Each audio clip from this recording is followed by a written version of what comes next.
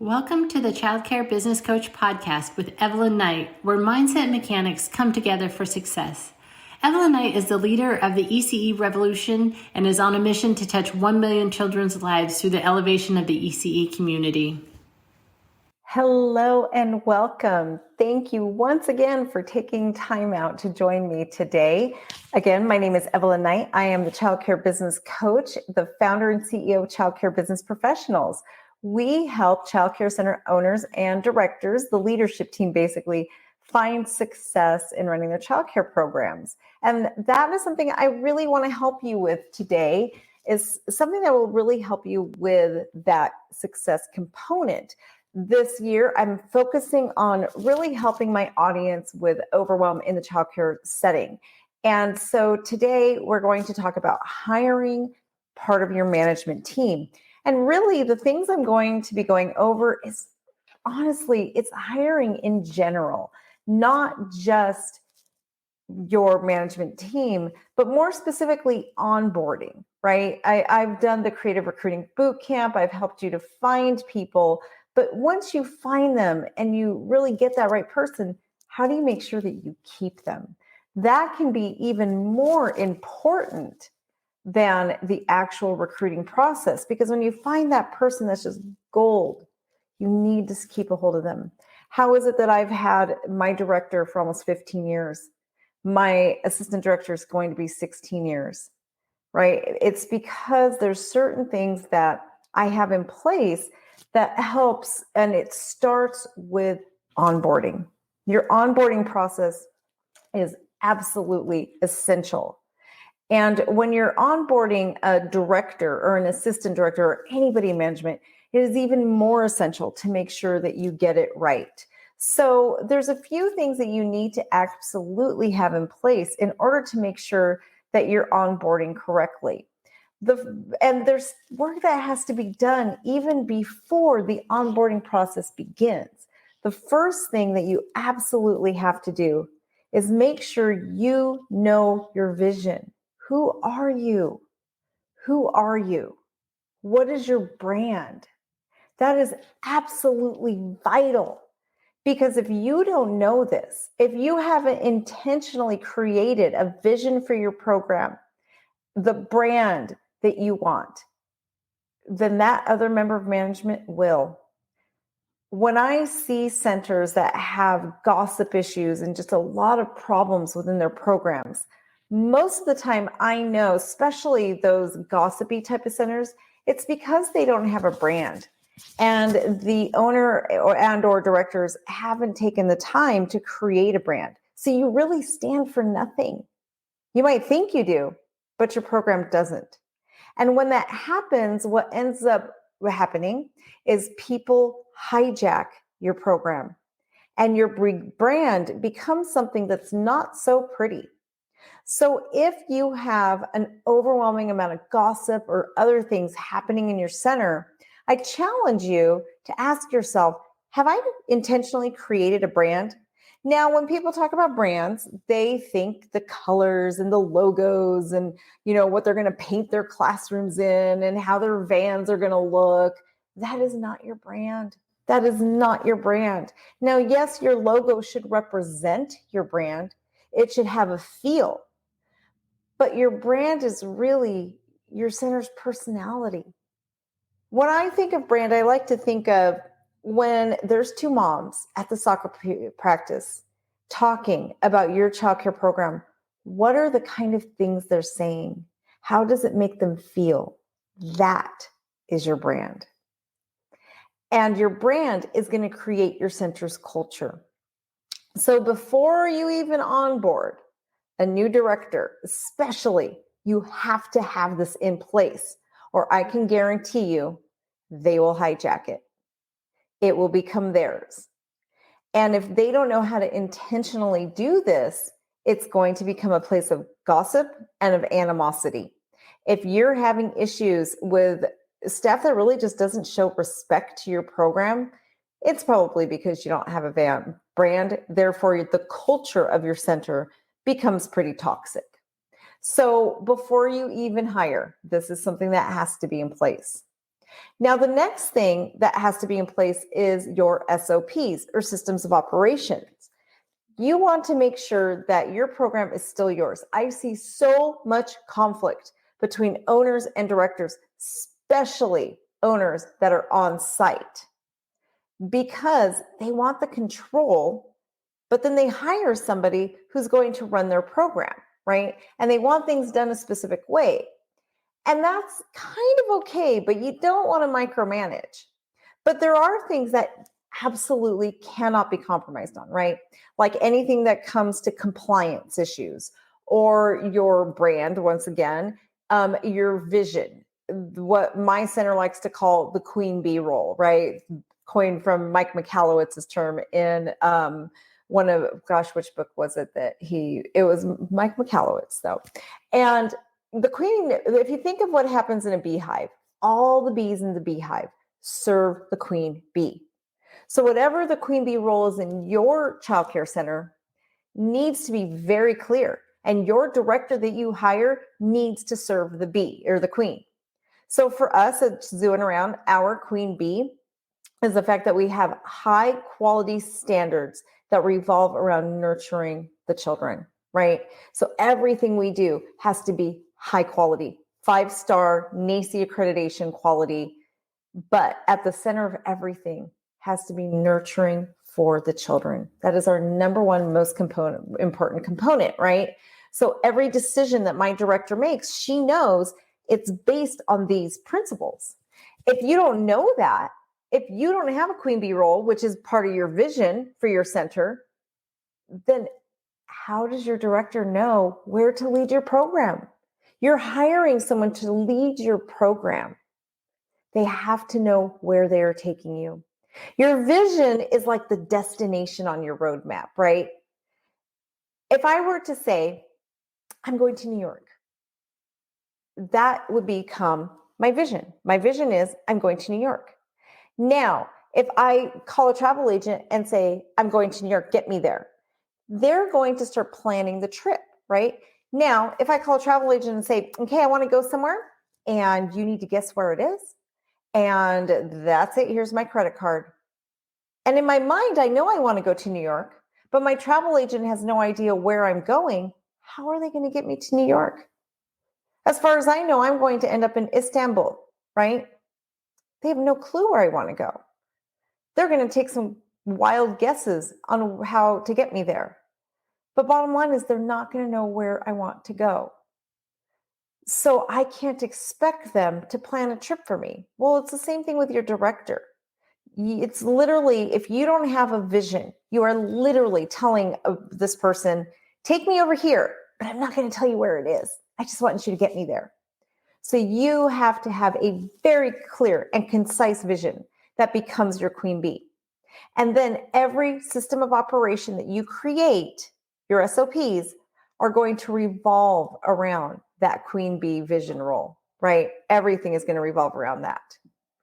And as you're creating those systems of operations, you're going to set the rules. When do you expect payments to come in? And there needs to be process and procedures that are documented for this. If you suddenly find that you have $10,000 in bad debt, but you as the owner have never have documented expectations for your director on how you want them to collect funds, then that's on you, not your director. They need to know exactly how long are you willing to tolerate bad debt? When do you expect it paid by? And what are the procedures when it is not paid, right? For every task that your director is going to do, you need a system of operation. They need to know exactly what is expected of them all the time. How are they to handle bills? Are you taking over? Are they? Phone calls for solicitation, subsidy, all of the things that a director, your employee's schedule, there needs to be an SOP. Your director should know how many hours are they allowed to spend total every week. What kind of budget do they need to stay in within the classrooms? Systems of operation, literally systems for them to figure out each one of these things. There's so many that they're going to need. And by the way, These are all things that actually are a part of the Childcare Business Professionals membership. If you become a member, this is stuff we help you with. We help you to create your vision. We help you to create your brand. We help you to make sure you get control of your culture. We help you to create SOPs. I actually give you my SOPs. You revise them into yours. And the next thing is your onboarding process. What kind of official onboarding process do you have? My onboarding process is a 6-month long process, and it should be the same pretty much for all employees. It's going to need to be different for directors, but it's got to be something official. And again, it has to be documented. And when I say documented, I'm looking for paper here. It doesn't have to be like a booklet, right? It doesn't have to be this kind of documentation. It can be a Trello board. It can be a ClickUp. We use ClickUp now. That it can be ClickUp board where they're checking off tasks, but they're officially knowing what to do. It can be like Loom videos, different things like that. But you have to train your staff. Giving them an employee handbook is not enough. And you should have policies and procedures. Policies and procedures are basically going to be your SOPs that really teach your staff exactly what you expect of them, right? So, for example, if you expect your center, your director to get you to a 5-star quality, how are they going to get there? There should be policies in place that reflect this, right? I mean, down to my policies and procedures and my SOPs are literally down to how are teachers supposed to talk to children. We really break it down on how we want them to interact, how we want them to present themselves, talking to the children. Everything, our diaper changing procedures are 8 steps long because I want to make sure that even that is a nurturing experience for children where they're being talked to and loved through the experience and treated with respect, where somebody isn't just ripping a diaper off of them, wiping them, putting the new diaper and off they go, right? I want them to be talked to. Hi, we're going to change your diaper now. Come on, let's go. As you're picking them up, you don't just snatch them off the floor and walk over to the diaper changing table with them, right? And then when they get there, okay, are you ready? We're going to open up your onesie. I'm about to wipe. Are you ready? And show them the wipe and wipe them off because that's showing them love and respect. But how would a teacher know that if they weren't ever trained? So there should be something that trains them from the get-go on every little thing. How do you want them to talk to parents, right? How do you want your director to show up for parents? That is something that should be in your onboarding training. Every little thing needs to be in your onboarding training. My total training is a 6-month long program because we're hitting on a lot of different things. And 6 months after my staff works for me, I want to make sure that they are going to be serving my queen. Absolutely. They're going to know exactly what I expect from them and exactly what I want from them. So it's vitally, vitally important to have these things documented and in writing.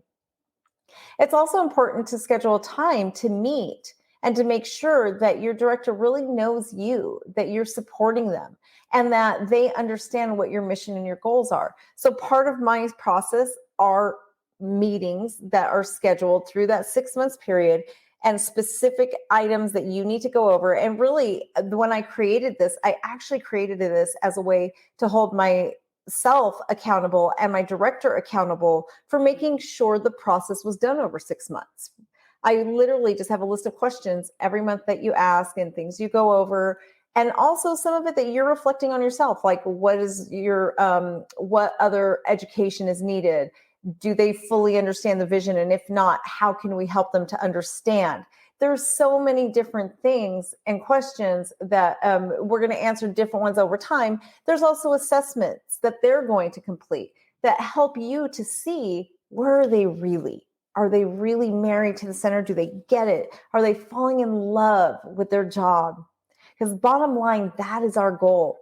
If you find that jewel, that diamond in the rough, they need to fall in love with your program. And your program needs to be worth falling in love with. It has to give them something so much bigger than them, a mission to live for, right? And that's something that you need too. Every owner, whether you're a director hiring your assistant director, or you're an owner hiring a director, or if you are just hiring teachers, you need that too. This career should be something that is so much bigger that you know when you're retiring that you made a difference in the world, because that is the power of ECE. One of my favorite exercises I talk about often that I do is whenever I'm making a big decision in my life, or if I'm making some kind of big change, I actually sit down, I close my eyes, and I imagine myself as an 80-year-old woman rocking on my rocking chair in my backyard and thinking over my life. And I ask myself, is this decision something that I will be proud of? The 80-year-old version of me, future me, will she be proud of me right now in what I'm about to do? And if not, then it's not worth making, right? So when I challenge you to look at your career, when you look at your childcare center and what you do, when the 80-year-old version of you is sitting on your dream porch or whatever it is, it might be out on the lake, whatever, and you're looking over your life, are you proud of your career? Are you proud that you made a difference in the world at your center? If your automatic answer within the first 5 seconds you heard me say this was not absolutely, then you really need to go and take control of your childcare center. There is something not right, because the work we do is the most important work in the world. There is nothing more important than educating young children and setting up the foundation for their entire life. Their entire life. The executive brain functioning skills are actually forming during this time.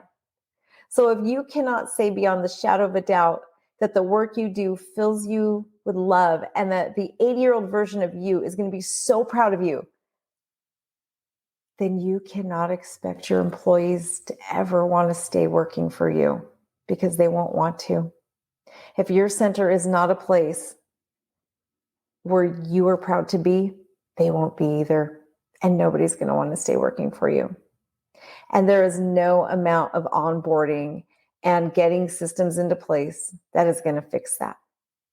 And you could hire the most wonderful director you've ever seen in your life. And if you don't have these things in line, they're not going to stay.